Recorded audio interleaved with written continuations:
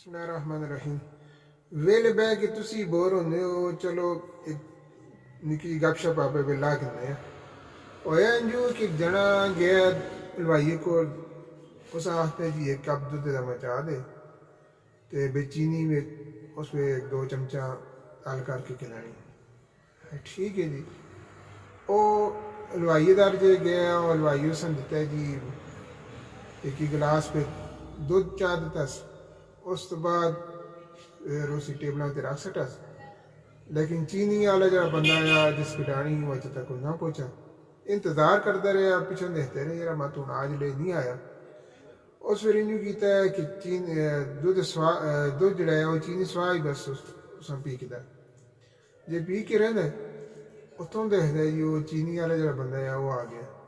आखता जी ये तुम चीनी है जी दुध पानी उस है चंगा की चलो मैं तो हम दुध ते चीनी सुहा पी रहे हैं, लेकिन चलो तू कहना है हम तेरी मेहनत ना ज़ाया कर दे। और फका मारा चीनी का असी तो मूँह में। उस तो बाद कलबादियाँ खाने लग पे इतों छाल मारदा उतों छाल मारदा ये उत्ते तले तरपियों पे मारदा।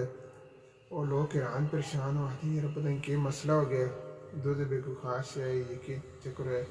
उतों एक फिर सियाना एक बैठा था यार, वो सियाने हलवाइयाँ आखा उस यार तेरी दुध भी मैं लगता है कोई शह कोई टठी दी कोई किरकिली शिरकिली और कोई शह जिसकी वजह नाल इस बंदे की यह हालत हुई है। तो ठीक ठाक अपने पैरों पर आया, लेकिन दुध पीने तो बाद इसी हालत को खराब हो गई।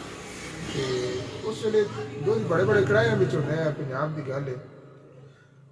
वो हलवाई डर गया, इस सियाने की गला में आ गया। उसने किया जी दुध सारा प्रसट है, दुध परतता है यार देखे मत कुछ शहर कोई थले में बैठी दी हो कोई किरकिली हो कोई त्रिडा शिरडा हो कोई शह हो बरहाल शायद ना नजर आई।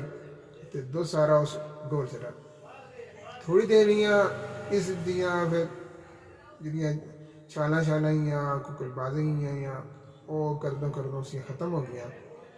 तो बस उठा जमीन तो अपने कपड़े शपड़े टके से टुरों में बाहर निकलने लगे जी दुकानों को। और पिछों हलवाई आवाज़ देना है यार तू नहाया कि वे तो दूध पीता है तो उस बाद के मसला तेरे नाल क्या होया।